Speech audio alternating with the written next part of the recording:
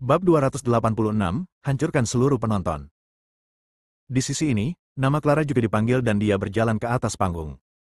Nilai ujian masuk kuliahnya adalah 682, menduduki peringkat ke-6 di sekolah dan ke-47 di Jiangnan. Clara sudah sangat puas dengan hasil ini. Arkan membacakan nama-nama itu satu persatu, dan segera mencapai orang terakhir. Selanjutnya, saya akan membacakan nama seorang siswa yang dikenal semua orang. Dia tidak hanya akan menerima hadiah pertama, tetapi juga beasiswa super yang diberikan khusus oleh Dewan Sekolah, dengan total 200.000 yuan. Arkan berkata dengan bersemangat ke mikrofon. 200.000 yuan. Terjadi keributan di antara penonton. Hadiah ini terlalu besar. Cukup untuk membiayai kuliah mahasiswa ini. Haha, uang sedikit ini tidak ada apa-apanya. Melihat situasi mahasiswa ini, kemungkinan besar dia akan dicari oleh universitas-universitas besar yang bergengsi lagi, dan universitas-universitas ini akan menawarkan lebih banyak beasiswa. Kata Arkan. Terdengar seruan dari para penonton. Kebanyakan lulusan sekolah menengah tahu siapa siswa ini. Ronald. Selain Ronald, siapa lagi yang bisa mendapatkan beasiswa besar ini? Sekarang, silakan undang siswa ini ke atas panggung untuk menerima penghargaan. Siswa Ronald, dengan 721 poin, menduduki peringkat pertama di kota Jianghai dan ketiga di wilayah Jiangnan. Dia adalah peraih skor tertinggi di kota Jianghai dan ketiga di wilayah Jiangnan. Perlu disebutkan bahwa siswa Ronald hanya 2 poin lebih rendah dari peraih skor tertinggi di wilayah Jiangnan. Selisihnya sangat tipis. Arkan berkata dengan gembira. Selain itu, 721 poin juga merupakan rekor tertinggi nilai ujian masuk perguruan tinggi di sekolah menengah Jianghai selama bertahun-tahun. Di tengah seruan penonton, seorang anak laki-laki berkacamata berdiri dan berjalan ke atas panggung. Inilah jenius akademis Ronald. Semua murid menatap Ronald. Lihatlah dia, kau bisa tahu dia seorang sarjana, temperamennya benar-benar berbeda. Orang tua mana yang seberuntung itu karena melahirkan anak yang luar biasa? Ini benar-benar naga di antara manusia. Para orang tuanya juga sangat tersentuh. Tahun ini, ada total 750.000 kandidat di wilayah Jiangnan, dan Ronald berada di peringkat ketiga. Arkan menegaskan kembali. Ronald berjalan ke panggung dan berdiri di antara para siswa. Clara yang berdiri di samping, menatap Ronald yang tanpa ekspresi dan mendesah dalam hatinya. Keren sekali. Dia pikir dia telah belajar cukup keras, tetapi dia hanya mendapat 682 poin. 721 poin, 39 poin lebih tinggi darinya. Bagaimana dia mendapatkan skor itu? Para pemimpin melangkah maju dan memberikan penghargaan kepada para siswa di atas panggung. Ketika tiba saatnya untuk memberikan penghargaan kepada Ronald, kepala sekolah secara pribadi mengambil plakat senilai 200.000 dolar dan menyerahkannya kepada Ronald. Wajah Ronald tenang, tanpa sedikit pun rasa gugup. Baginya, mendapatkan hasil ini adalah hal yang biasa. Dia bahkan sedikit tidak senang. Hanya 2 poin. Hanya berjarak 2 poin, dia akan menjadi peraih nilai tertinggi dalam ujian masuk perguruan tinggi di wilayah Jiangnan. Banyak pemimpin berfoto dengan para siswa di atas panggung. Banyak pemimpin yang secara pribadi mendekati Ronald, berbincang ramah dengannya dan berjabat tangan dengannya. Hasil Ronald membawa kehormatan bagi sekolah menengah Jianghai. Dalam beberapa tahun terakhir, sulit bagi siswa terbaik sekolah menengah Jianghai untuk masuk 10 besar di Jiangnan. Namun Ronald langsung menduduki peringkat ketiga. Itulah sebabnya dia dapat menerima hadiah sebesar itu. Orang-orang di atas panggung adalah para master akademis sejati. Fang Yu itu hanya seorang penipu yang tidak tahu malu. Aku tidak melihatnya hari ini. Mungkin dia tidak berani datang ke tempat kejadian. Dia takut kita akan menertawakannya, hahaha. Di tempat duduknya, Abi tertawa sinis. Duduk di sekelilingnya adalah para siswa dari kelas-kelas utama, yang juga ikut tertawa. Mereka semua membenci Fang Yu, dan sekarang setelah Fang Yu gagal dalam ujian masuk perguruan tinggi, mereka sangat senang. Di atas panggung, setelah berfoto, para pemimpin kembali ke tempat duduknya dan para siswa yang menerima penghargaan bersiap meninggalkan panggung. Konferensi penghargaan akan segera berakhir dengan sukses. Tetapi pada saat ini, sekretaris kepala sekolah bergegas berlari ke panggung dan membisikkan beberapa kata ke telinga kepala sekolah Chen. Wajah Chen Deking berubah, lalu dia berbalik dan bertanya, apakah kamu yakin kamu benar? Sekretaris itu berkeringat deras dan berkata, saya sudah mengonfirmasinya berkali-kali. Biro Pendidikan Kota Jianghai dan Departemen Pendidikan Jiangnan. Sama sekali tidak ada kesalahan. Chen Deking membelalakan matanya, wajahnya penuh ketidakpercayaan, dan kemudian ekspresi kegembiraan muncul di wajahnya. Nilai-nilainya sekarang bisa diperiksa, kan? Chen Deking bertanya dengan cemas. Ya, jawab sekretaris itu. Bagus, Langsung proyeksikan halaman hasil ujian ke layar besar di belakang. Chen Deking berdiri dengan suara gemetar. Dipahami, sekretaris itu segera berjalan ke komputer di belakang. Dia mengambil mikrofon dan berkata kepada para siswa dan orang tua yang hendak pergi. Para siswa dan orang tua yang terhormat, silakan tinggal. Semua orang yang berada di antara penonton dan para siswa di atas panggung, semua memandang Chen Deking dengan wajah kebingungan. Karena beberapa kecelakaan, hasil ujian masuk perguruan tinggi salah satu siswa hanya dapat diperiksa sekarang. Chen Deking menelan ludah dan berkata. Kebingungan di wajah semua orang menjadi lebih serius. Termasuk para pemimpin di sekitar Chen Deking, mereka semua memandangnya dengan rasa ingin tahu. Prestasi siapakah yang layak disebutkan di hadapan banyak orang? Kandidat ini juga memenuhi syarat untuk beasiswa. Lanjut Chen Deking. Setelah hasil ujian siswa ini keluar, ia diminta untuk menyerahkannya kembali ke Departemen Pendidikan Jiangnan untuk diverifikasi karena nilainya terlalu tinggi. Setiap lembar ujian diperiksa ulang. Oleh karena itu, hasilnya baru diumumkan sekarang. Skornya terlalu tinggi, mohon diperiksa lagi. Berapa skor yang Anda butuhkan untuk melakukan ini? Semua orang tercengang dan menatap Fang Yu dengan tatapan kosong. Pada saat ini, hanya Clara dan Vivian di antara penonton yang tiba-tiba memiliki sosok yang muncul dalam pikiran mereka. Fang Yu tidak dapat menemukan nilainya. Mungkinkah itu? Siswa ini bernama Fang Yu. Dia adalah siswa di kelas utama tahun terakhir kami. Nilai ujian masuk perguruan tingginya adalah 750 poin, nilai penuh di semua mata pelajaran. Di saat yang sama, dia juga merupakan peraih nilai tertinggi dalam ujian masuk perguruan tinggi di seluruh Tiongkok.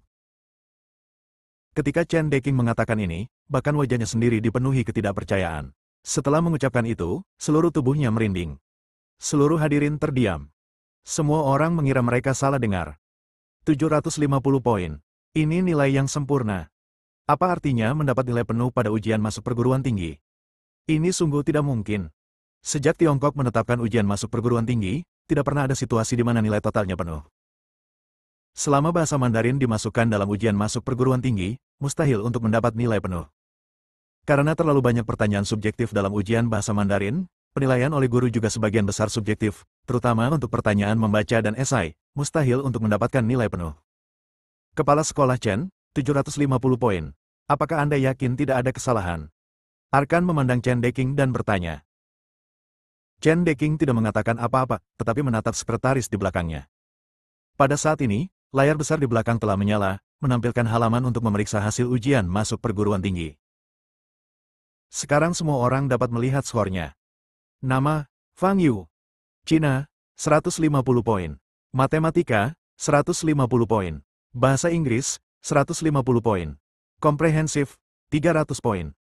Skor total, 750 poin. Benar-benar 750 poin. Setelah melihat halaman tersebut di layar lebar, para penonton akhirnya berseru dengan keras. Mereka menegaskan bahwa mereka tidak salah. Ini terlalu dibesar-besarkan. Clara di atas panggung berharap Fang Yu akan tampil bagus, tetapi dia tidak pernah menduga skor yang mustahil yakni 750. Dia menatap kosong ke layar besar di belakangnya, mulutnya terbuka membentuk lingkaran. Ronald yang selama ini bersikap tenang dan kalem, tiba-tiba mengubah ekspresinya. Dia selalu berpikir bahwa skor 721 adalah skor terbaik yang bisa didapatnya. Tapi Fang Yu mencetak 750 poin.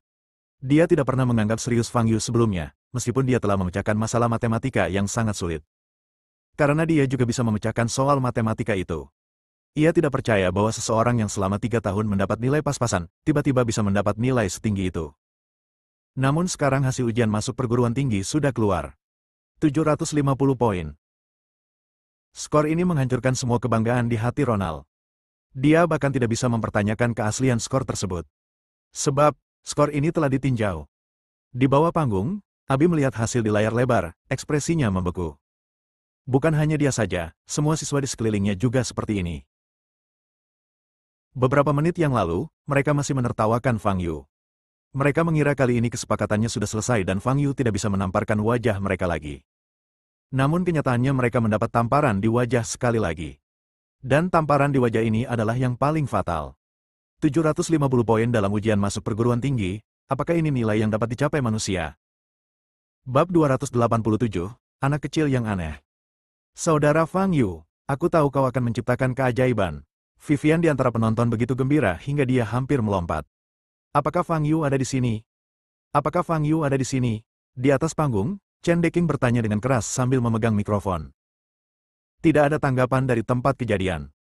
Pada saat ini, Sandy berlari ke panggung dan berkata dengan terengah-engah, "Kepala sekolah, Fang Yu tidak ada di sini." Dia tidak ada di sana, napas Chen Deking juga berat. Sekolah menengah Jiang Hai telah menghasilkan seorang jenius yang memperoleh nilai penuh dalam ujian masuk perguruan tinggi. Ini tentu saja berita bagus bagi sekolah menengah Jiang Hai. Segera, reputasi sekolah menengah Jiang Hai akan menyebar ke seluruh Tiongkok. Apakah Anda punya nomor teleponnya? Kami akan menghubunginya saat itu juga, memberitahu hasilnya, dan memberitahu dia untuk menerima penghargaan. Kata Chen Deking. Menerima penghargaan, Sandy tercengang. Dewan sekolah baru saja mengetahui hal ini dan memutuskan untuk memberi hadiah 2 juta yuan kepada Fang Yu. Chen Deking berkata dengan bersemangat. 2 juta yuan. Para pemimpin di dekatnya tercengang ketika mendengar angka ini. Ronald, yang berada tidak jauh dari situ, mengepalkan tinjunya saat mendengar ini. Bonus ini 10 kali lipat miliknya. Ini jumlah uang yang sangat besar bagi seorang pelajar atau bahkan sebuah keluarga. Dia, informasi kontaknya tampaknya telah berubah, aku tidak bisa menghubunginya. Kata Sandy. Saya punya informasi kontaknya. Pada saat ini, Clara berjalan maju, mengeluarkan ponselnya, dan menghubungi nomor Fang Yu. Chen Deking segera mengambil telepon, menyalakan speakerphone, dan meletakkan mikrofon di bawah speaker telepon. Berbunyi. Seluruh hadirin terdiam. Semua orang menatap Chen Deking. 5 detik kemudian, panggilan tersambung.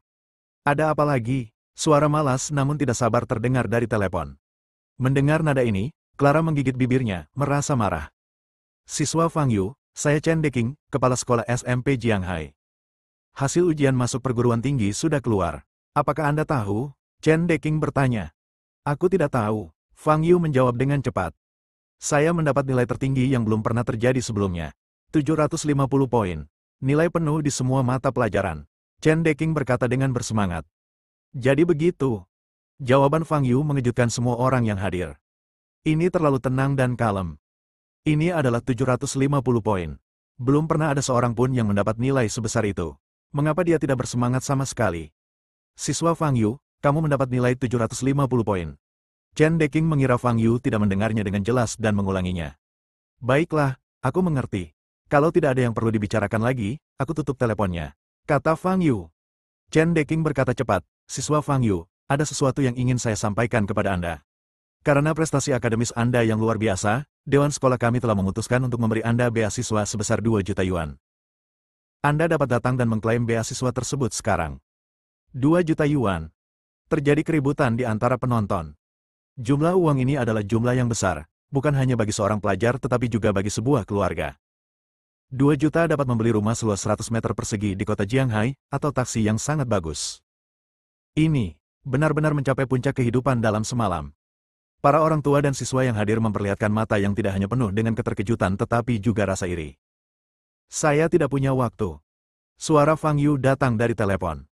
Chen Deking tertegun sejenak, lalu berkata, jika kamu sedang sibuk dengan hal lain sekarang, kamu bisa kembali lagi nanti, atau kami bisa memberikan uangnya. Itu terlalu merepotkan. Simpan saja uangnya di sini untuk saat ini. Aku akan mengambilnya saat aku punya waktu. Aku punya hal lain untuk dilakukan, jadi aku akan menutup telepon dulu. Setelah dia mengatakan hal itu, terdengar bunyi bip di telepon. Menggantung. Seluruh hadirin terdiam. Segala sesuatunya ternyata benar-benar berbeda dari apa yang mereka harapkan. Fang Yu mendapat nilai 750 poin dalam ujian, dan nadanya tidak bersemangat sama sekali, tetapi dia bahkan tampak tidak mau menerima bonus 2 juta yuan. Bukankah ini terlalu aneh?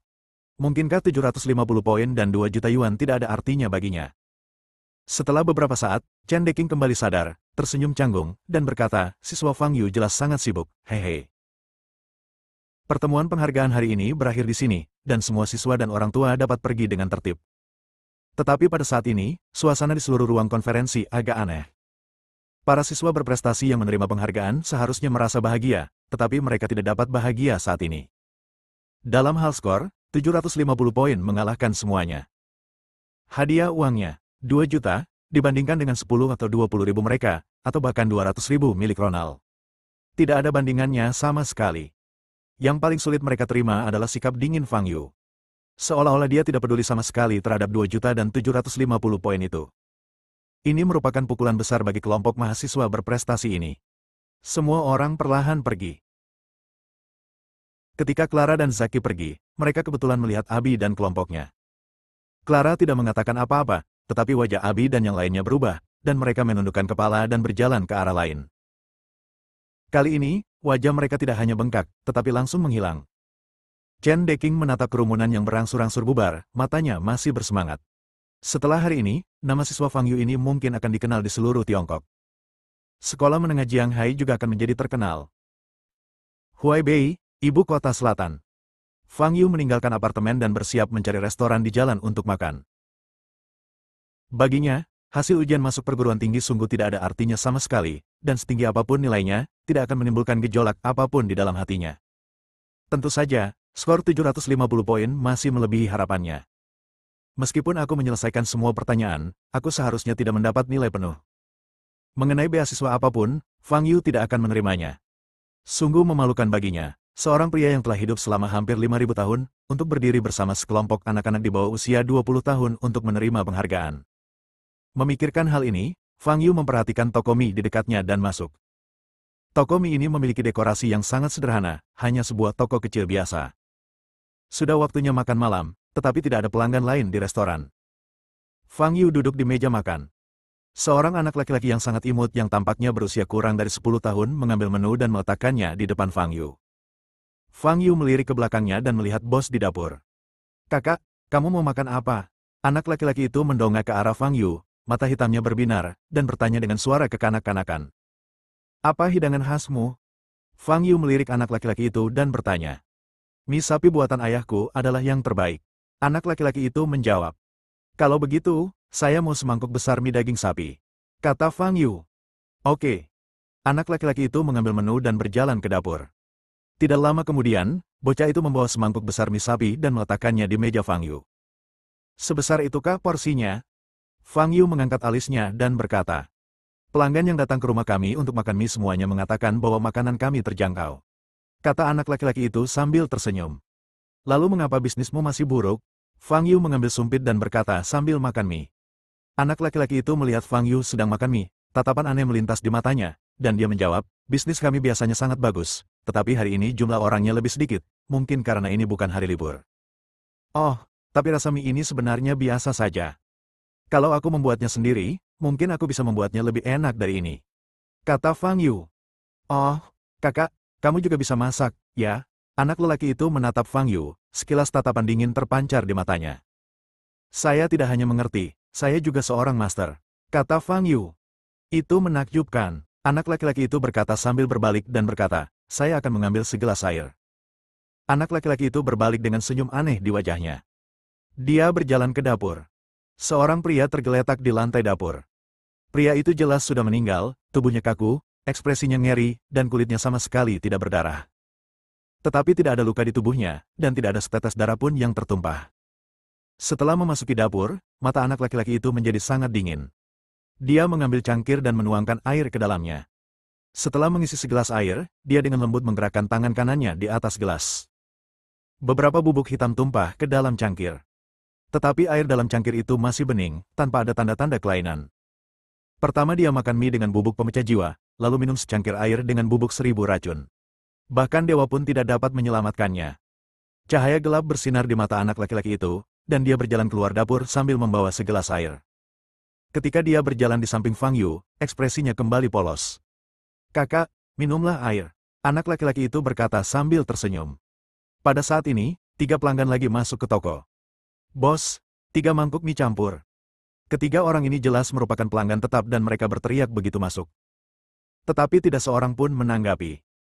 "Bos," seorang pelanggan berteriak lagi. Tetap saja tidak ada seorang pun yang menjawab. "Apakah bos tidak ada di sini?" Ketiga tamu itu bertanya dengan bingung. "Kamu mau makan apa?" "Ayahku akhir-akhir ini sakit, tenggorokannya sakit dan dia tidak bisa bicara." Anak laki-laki itu mendongak dan bertanya sambil tersenyum. "Hah? Apakah itu putranya?" Seorang tamu bertanya dengan heran. "Bukankah bos Wang belum menikah? Bagaimana mungkin dia punya anak sebesar itu?" Tamu lainnya bertanya dengan bingung. "Mungkinkah itu anak haram?" Tamu ketiga tertawa. Saat ini, senyum di wajah bocah itu telah menghilang, digantikan oleh ekspresi yang sangat ganas. "Wah, saya sudah kenyang sekali. Porsi mie ini terlalu besar dan rasanya tidak enak." Fang Yu di samping bergumam, lalu mengambil cangkir air dan menyesapnya banyak-banyak. Bubuk pemecah jiwa seharusnya mulai berefek. Anak laki-laki itu menunjukkan senyum aneh di wajahnya dan berbalik untuk memeriksa Fang Yu. Namun begitu dia memalingkan mukanya, dia melihat sebuah tinju di depannya. Boom! Seluruh pipi bocah itu cekung, dan pada saat yang sama, dia terlempar mundur seperti bola meriam dan langsung menghantam dinding di belakangnya. Bab 288, Uskup Agung. Situasi yang tiba-tiba itu membuat ketiga tamu yang ada di dekatnya ketakutan dan mereka berteriak dan berlari keluar toko seolah-olah melarikan diri. Fang Yu berdiri, melihat ke dinding di depannya yang hancur, lalu berbalik dan berjalan menuju dapur di toko. Benar saja, dia melihat mayat. Mayat ini seharusnya adalah pemilik sebenarnya dari toko mie ini. Alasan mengapa Fang Yu masuk ke toko mie ini adalah karena dia mencium aroma yang familiar ketika dia melewati pintu. Itu adalah napas halus dari kekuatan lingkaran sihir yang kurasakan saat memasuki lembah abadi yang jatuh sebelumnya. Mayat pemilik restoran di depannya memiliki ekspresi terdistorsi, mata melotot, dan kulit sepucat kertas. Cara mereka mati sama persis dengan cara mati para pendekar yang darah dan jiwanya terkuras di lembah abadi yang runtuh. Bocah kecil itu jelas dikirim oleh Sekte Wushen. Ketika Fang Yu pertama kali melangkah ke toko mie, dia tahu hampir segalanya. Setelah itu, dia hanya berpura-pura tidak tahu, ingin melihat apa yang akan dilakukan anak kecil itu kepadanya. Sayangnya, tidak ada yang baru dalam pendekatan anak itu. Itu tidak lebih dari sekadar menambahkan bahan-bahan ke dalam semangkuk mie atau segelas air. Fang Yu tidak tahu racun apa yang dia gunakan, tetapi tidak perlu tahu. Bagaimanapun, tubuhnya telah lama kebal terhadap semua racun. Fang Yu berbalik dan kembali ke toko, berjalan keluar melalui dinding yang hancur. Di luar ada sebuah gang tempat anak kecil itu terjatuh. Namun, saat ini penampilannya tidak lagi sama seperti sebelumnya. Setelah dipukul oleh Fang Yu, tulang-tulang wajahnya hancur total, dan sebagian besarnya cekung. Oleh karena itu, wajahnya yang disamarkan pun ikut terekspos. Dia sama sekali bukan seorang anak kecil, melainkan seorang lelaki tua kerdil dengan kerutan di seluruh kulitnya. Pada titik ini, kurcaci tua itu belum mati, tetapi dia hampir mati. Dia tergeletak di tanah, darah mengucur dari mulut dan hidungnya. Tubuhnya berkedut pelan dan suara rintihan keluar dari tenggorokannya, jelas sekali dia kesakitan. Fang Yu berjalan mendekatinya dan menatapnya dengan mata acuh tak acuh.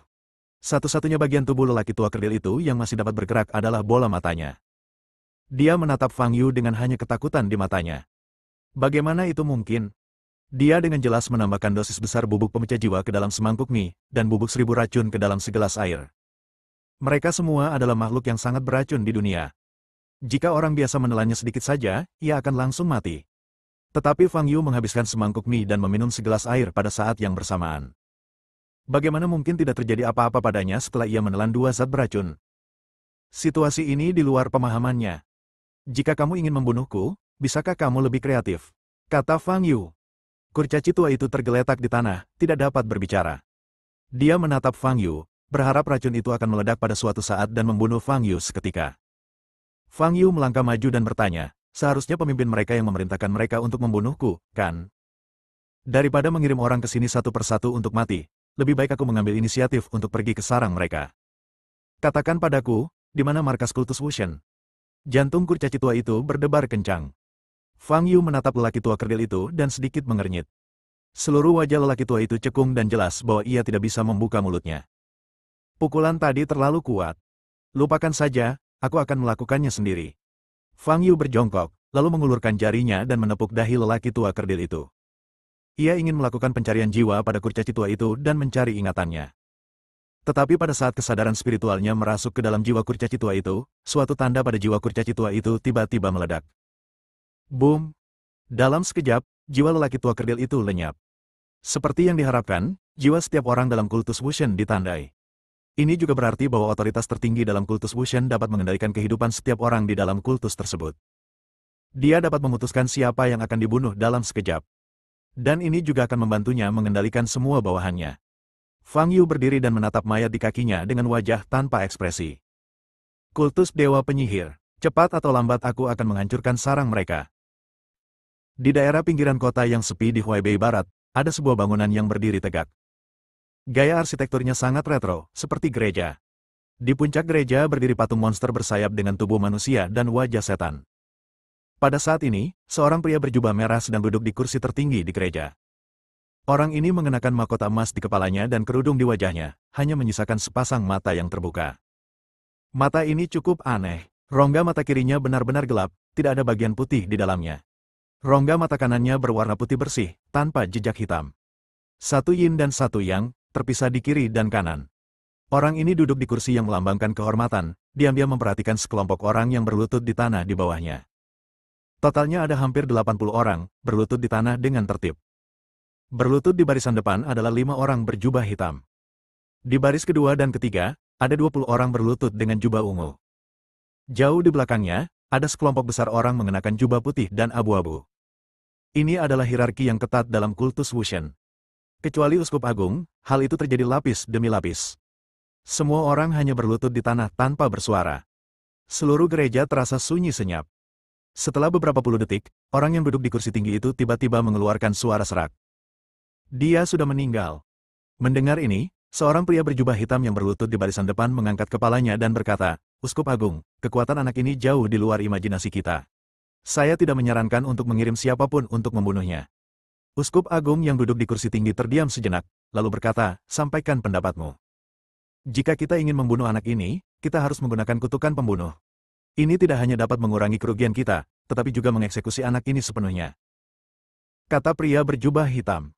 Kutukan. Uskup Agung itu tampak tenggelam dalam pikirannya. Kita bisa menggunakan kutukan darah yang paling ekstrim untuk membunuh anak ini dan semua orang yang memiliki hubungan darah dengannya. Kata lelaki berjubah hitam itu dengan nada kejam.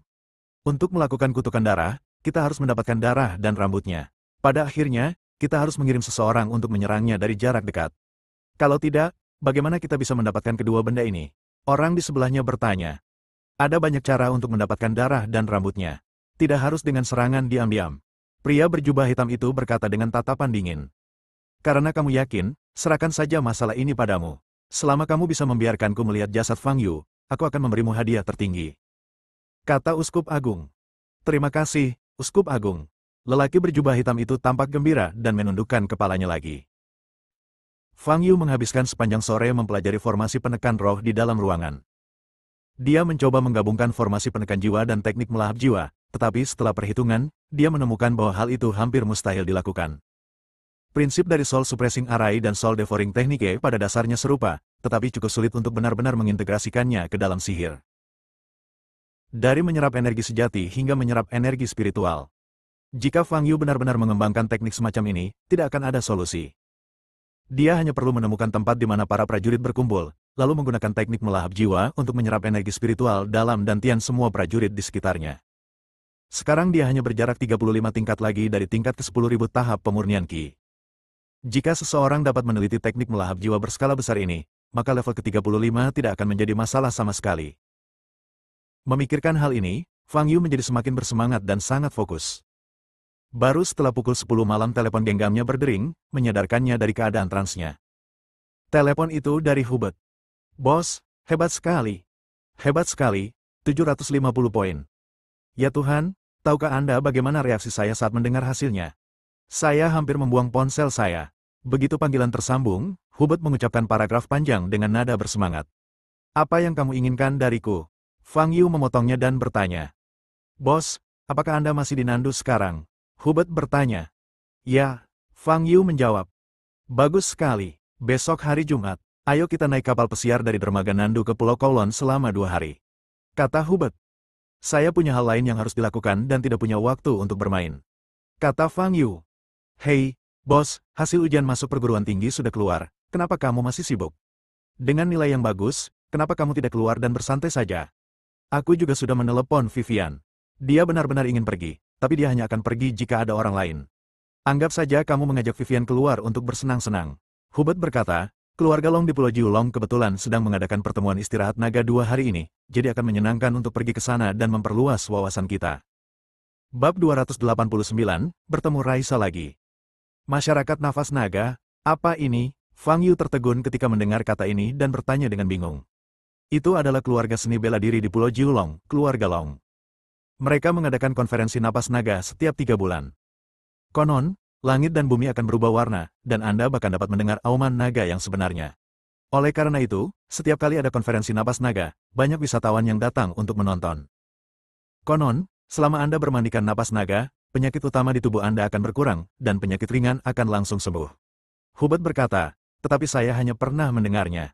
Saya belum pernah menghadiri konferensi napas naga. Biaya masuknya terlalu mahal."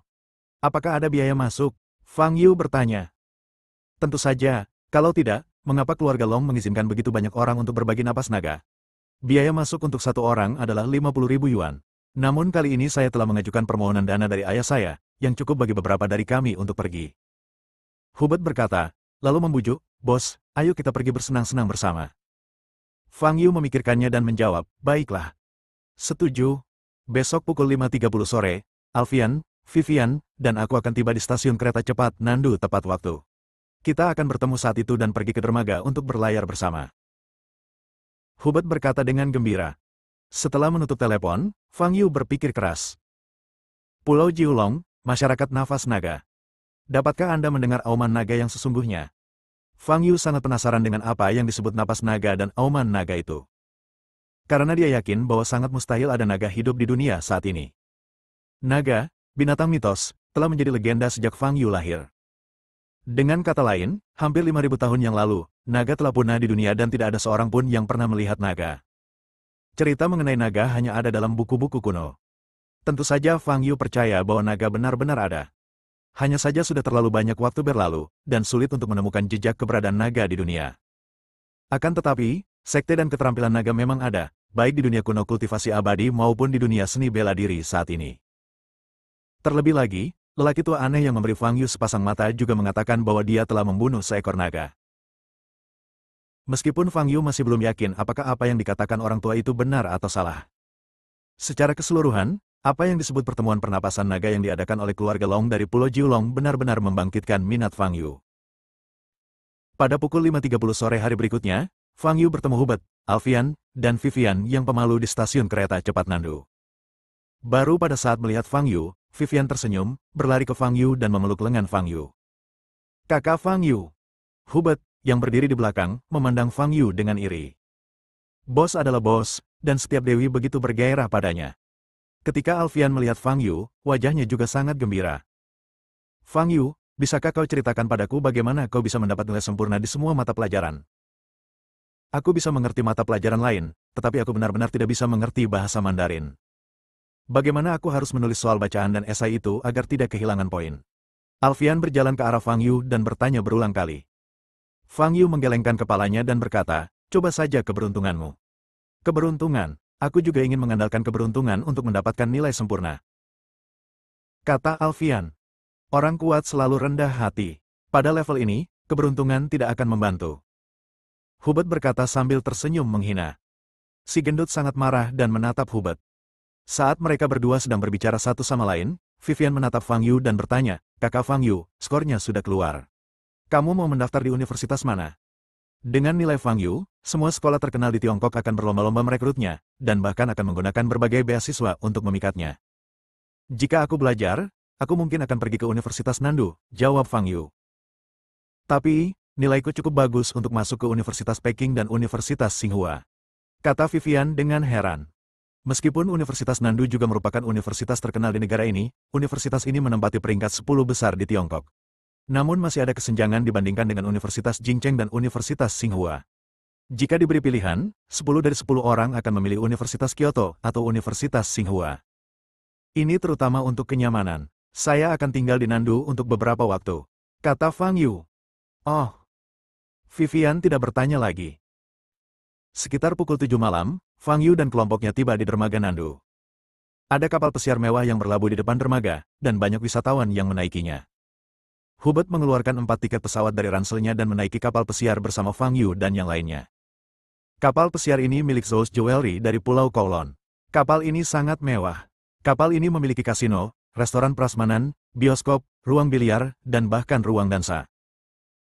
Ini adalah kapal pesiar terbesar di seluruh Pulau Kowloon. Hubert memperkenalkannya kepada Alfian di sampingnya saat dia berjalan. Setelah menaiki kapal pesiar, hal pertama yang Anda lihat adalah lobi dengan dekorasi yang sangat mewah. Ada banyak kursi dan sofa di sini bagi wisatawan untuk beristirahat. Ada sebuah bar tidak jauh dari sana, yang menawarkan minuman, makanan ringan, dan sejenisnya. Saat ini, sudah ada cukup banyak wisatawan di aula, dan banyak dari mereka naik ke lantai 2. Apakah Anda ingin masuk dan melihat-lihat? Itulah inti dari kapal pesiar ini, dan di sana terdapat berbagai fasilitas hiburan. Hubert bertanya. Fang Yu menggelengkan kepalanya dan berkata, "Kalian bertiga pergilah duluan. Aku akan berdiri di dek sebentar." Hubert mengangguk dan menatap Alfian dan Vivian. Saudara Fang Yu, apakah kamu benar-benar tidak akan masuk dan melihatnya? Vivian bertanya. Tidak menarik, ayo pergi. Kata Fang Yu. Baiklah kalau begitu. Vivian belum pernah naik kapal pesiar, apalagi yang semewah itu. Matanya yang besar penuh dengan rasa ingin tahu saat dia mengikuti Hubert dan Alfian ke bagian dalam kapal pesiar. Pada saat ini, di lantai 2 aula, ada sosok anggun bersandar di pagar. Ini adalah wanita dengan sosok menawan dan pakaian mewah. Dia sangat cantik dan memiliki riasan tipis di wajahnya. Pada saat ini, wanita itu sedang menatap sosok Fang Yu di aula, matanya penuh dengan kebencian dan dendam. Fang Yu, aku benar-benar bertemu denganmu di sini. Wanita ini adalah Raisa. Pada saat ini, Raisa sudah menjadi istri sah Luffy. Saat itu, dia secara khusus mengundang Fang Yu ke kafetaria untuk makan malam, dan kemudian menyuruh seseorang mengambil foto dan mengirimkannya kepada Luffy, mencoba menciptakan kesan bahwa Fang Yu sedang menjalin hubungan yang tidak jelas dengannya. Tetapi dia tidak menyangka bahwa setelah menerima foto-foto itu, Luffy bukan saja tidak mencari masalah dengan Fang Yu, tetapi malah menemuinya langsung, mencaci maki dia dengan sebutan jalang, dan menyiksanya malam itu juga.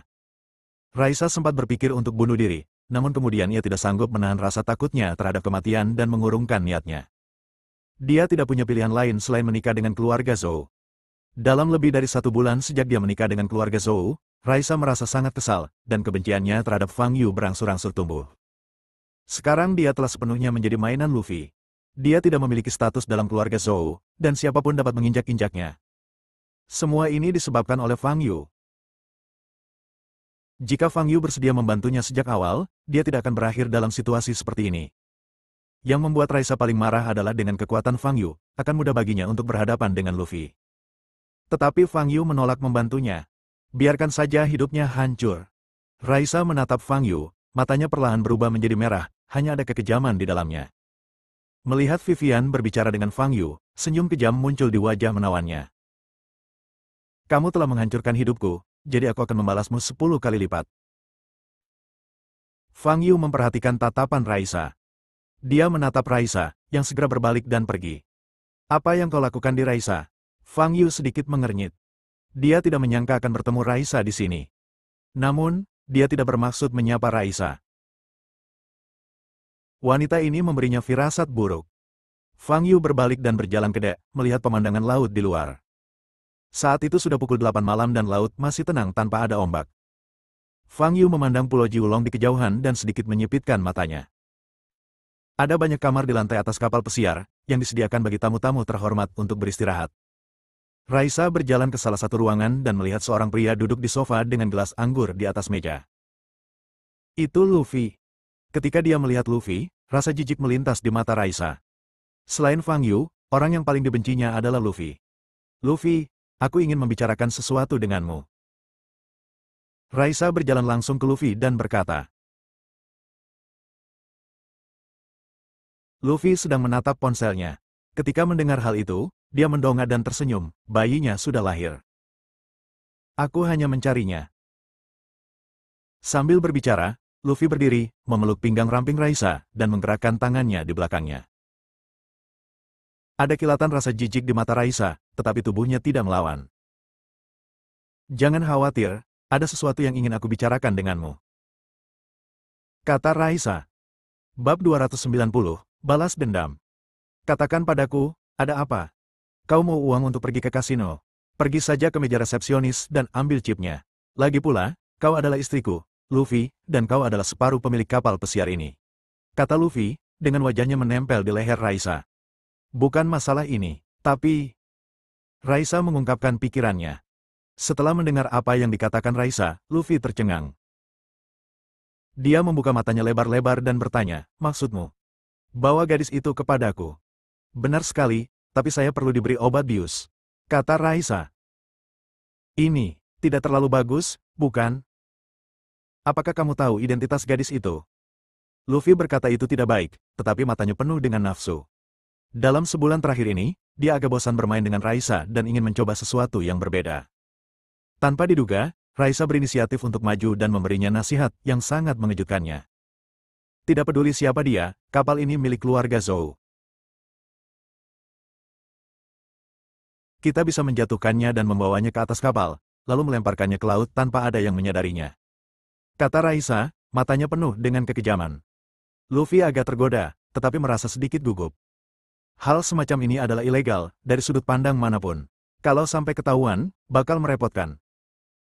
Jangan khawatir, aku akan membantu menutupinya, dan tidak akan ada masalah. Ngomong-ngomong, kamu juga bisa membawa beberapa teman baikmu, dan kita bisa melakukannya bersama. Kata Raisa dengan senyum garang di wajahnya. Ini. Sayang, kenapa kamu tiba-tiba menjadi begitu perhatian? Haha. Luffy tidak bisa menahan tawa. Lalu dia bertanya, apakah kamu yakin gadis ini cantik? Dia sangat cantik, dan dia seorang pelajar. Kata Raisa. Setelah Luffy berpikir sejenak, nafsunya akhirnya mengalahkan akal sehatnya. Selain itu, dia juga banyak minum anggur, sehingga dia menjadi jauh lebih berani. Dia juga merasa bahwa kapal itu miliknya, dan selama masalah ini ditangani dengan baik, tidak akan ada seorang pun yang mengetahuinya. Baiklah, kalau begitu, lakukan saja apa yang kau katakan. Aku akan memberimu obat bius, kata Luffy. Melihat Luffy berbalik, Raisa menunjukkan senyum nakal di wajahnya. Aku tidak bisa berbuat apa-apa pada Fang Yu, tapi aku bisa bermain-main dengan orang-orang di sekitarku sampai mati. Ada kasino di depan, jadi kita tidak akan ke sana karena kita tidak punya uang untuk berjudi. Jalan saja ke sini, ada restoran prasmanan di sana. Hubert berkata sambil menepuk kepalanya, kita harus meminta bos datang dan makan sesuatu. Hubert membawa Alfian dan Vivian ke restoran prasmanan. Ayo makan sesuatu, kata Hubert. Mereka bertiga duduk di meja dan kemudian pergi mengambil makanan mereka. Vivian ingin makan es krim, jadi dia berjalan ke tempat yang lebih jauh dan bersiap untuk mendapatkannya. Pada saat ini, Raisa muncul di sampingnya dengan segelas jus di tangannya. Oke. Raisa berkata sambil tersenyum. Vivian menoleh ke arah Raisa, tertegun sejenak, dan merasa bahwa dia tampak familiar. Apakah kamu teman Fang Yu? Aku Raisa, guru bahasa Inggris kelas 1, kelas 3. Kamu seharusnya pernah bertemu denganku sebelumnya karena kamu telah menghadiri beberapa rapat sekolah. Kata Raisa. Ding, guru Ding. Vivian teringat dan langsung berteriak. Raisa sangat terkenal di sekolah menengah Jianghai, dan banyak anak laki-laki menganggapnya sebagai dewi. Namun, dia tiba-tiba mengundurkan diri bulan lalu, yang membuat hati banyak lelaki hancur. Aku baru saja melihatnya berjalan dengan Fang Yu. Kemana dia pergi? Raisa bertanya. Dia ada di dek. Kalau kau ingin mencarinya, aku akan membantumu. Kata Vivian. Tidak perlu, aku akan mencarinya nanti. Ayo, minum jus. Raisa tersenyum dan meletakkan jus di tangannya di depan Vivian. Ketika dia bertemu guru di luar, Vivian tidak tahu harus berkata apa. Dia sedikit gugup, lalu mengambil cangkir dan menyeruputnya. Raisa tersenyum lebih lebar dan bertanya, siapa namamu? Guru Ding, nama saya Vivian, dan saya siswa kelas 1, kelas 2. Vivian membalas. Oh, kelas 1, kelas 2. Apa hubunganmu dengan Fang Yu? Raisa bertanya. Baiklah, saudara Fang Yu, Anda dapat dianggap sebagai tetangga saya. Kita telah tinggal di bawah satu atap selama lebih dari 2 tahun. Karena pihak lain adalah seorang guru dan terlihat sangat lembut, Vivian tidak memiliki sedikit pun rasa waspada dan menjawab dengan jujur. Oh, kalau begitu mereka pasti punya hubungan yang sangat baik, kata Raisa. Ya, saudara Fang Yu, Vivian mengatakan ini dan tiba-tiba merasa pusing. Dia menatap Raisa di depannya dan tiba-tiba merasa pusing. Tak lama kemudian, pikirannya menjadi kosong dan matanya tak bernyawa. Obatnya bekerja. Raisa menunjukkan ekspresi senang, menepuk bahu Vivian dan bertanya, apakah kamu baik-baik saja? Vivian tidak menanggapi sama sekali, hanya menatapnya dengan tatapan kosong. Raisa segera mendukung Vivian dan segera meninggalkan restoran prasmanan. Hubert dan Alfian, yang sedang mengambil makanan, sama sekali tidak menyadari hal ini. Setelah beberapa saat, keduanya mendapatkan makanan mereka dan kembali ke tempat duduk mereka, tetapi mereka tidak melihat Vivian. Mereka mengira Vivian masih mendapat makanan dan tidak terlalu memperhatikan pada awalnya. Namun 2 menit kemudian, Alfian melihat sekelilingnya dan tidak melihat Vivian sama sekali. Di mana Vivian? Kenapa dia tiba-tiba menghilang? Tanya Alfian. Apakah kamu akan keluar untuk mencari bos? Hubert berkata sambil makan steak. Saya ingat dia sedang memegang piring dan bersiap mengambil makanan, jadi mengapa dia tiba-tiba berlari keluar untuk mencari Fang Yu? Si gendut bertanya dengan bingung. Saya pergi ke toilet, kata Hubert. Oh, itu mungkin, tapi apakah dia tahu jalannya? Kata Alfian. 2 menit kemudian, Vivian masih belum muncul. Pada saat ini, Alfian berdiri dan berkata, ayo makan dulu. Aku akan pergi ke dek untuk melihat apakah dia bersama Fang Yu. Aku akan pergi bersamamu, kata Hubert. Mereka berdua bergegas kembali ke geladak dan melihat Fang Yu, tetapi tidak melihat Vivian. Hah, bos, Vivian tidak ada di sini. Hubert bertanya. Bukankah dia pergi bersama kita? Fang Yu mengerutkan kening. Kami baru saja berada di restoran prasmanan, dan kami tidak melihatnya saat kembali dari membeli makanan. Apakah dia benar-benar tersesat? Kata Hubert. Fang Yu mengerutkan kening. Vivian belum pernah ke tempat seperti ini sebelumnya. Mengingat kepribadiannya, dia tidak akan berkeliaran tanpa izin. Pada saat ini, Fang Yu tiba-tiba teringat Raisa yang baru saja dilihatnya di aula. Setelah dipikir-pikir matang-matang, sebelum Raisa berbalik, dia melihat mata merah Raisa dan keganasan di matanya. Mungkinkah itu? Mata Fang Yu tiba-tiba berubah dingin, dan dia segera melepaskan indera spiritualnya, langsung menyelimuti seluruh kapal pesiar. Raisa membantu Vivian menaiki tangga, datang ke kamar di lantai atas dan membuka pintu. Luffy sedang mandi di kamar mandi dalam kamar itu. Raisa membaringkan Vivian di tempat tidur. Melihat wajah Vivian yang lembut dan temperamennya yang murni, kekejaman di matanya menjadi semakin intens. Jika Fang Yu bersedia membantunya, dia juga gadis seperti itu. Tetapi Fang Yu menolak membantunya, menghancurkan segalanya. Sekarang, dia ingin menanggung kesalahan atas ketidakadilan yang dideritanya pada Vivian. Ini balas dendamnya. Vivian, jika kamu ingin membenci seseorang, bencilah Fang Yu. Dialah biang keladi segalanya. Beberapa menit kemudian. Dengan bunyi, klik, Luffy yang berbalut handuk mandi keluar dari kamar mandi.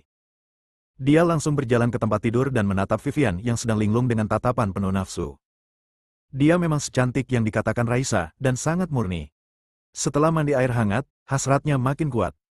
Dia melempar handuk itu dan mengulurkan tangan ke depan. Raisa berdiri di samping dengan tangan disilangkan, menyaksikan pemandangan itu dengan seringai di wajahnya. Boom! Tetapi pada saat itu, tiba-tiba terjadi ledakan. Pintu kamar ditendang hingga terbuka. Hal itu membuat Luffy ketakutan, dia pun hendak melompat ke atas tempat tidur, namun dia terjatuh ke tanah. Raisa berbalik dengan wajah pucat. Suatu sosok muncul di depannya. Fang Yu lah yang memancarkan aura dingin. Saat dia melihat Fang Yu, Luffy menggigil seluruh tubuhnya dan pikirannya langsung menjadi jernih. Dia masih ingat dengan jelas adegan ketika Fang Yu jatuh dari langit di Hotel Haixing di kota Jianghai. Orang ini bukanlah seseorang yang mampu untuk disinggung perasaannya. Sekarang dia tiba-tiba masuk ke kamar dengan ekspresi dingin, jelas karena gadis di ranjang itu. Brengsek! Gadis yang ditemukan Raisa ternyata adalah orangnya Fang Yu. Ini akan membunuhnya. Luffy menatap Raisa, hanya ada rasa kesal tak berujung di hatinya. Pada saat yang sama, dia segera bersujud kepada Fang Yu dan berkata berulang kali, Fang, Tuan Fang, Anda harus percaya padaku, aku dijebak oleh wanita ini. Ah! Sebelum Luffy bisa menyelesaikan kata-katanya, dia menjerit memilukan. Pada saat ini, tubuh bagian bawahnya meledak. Bersambung.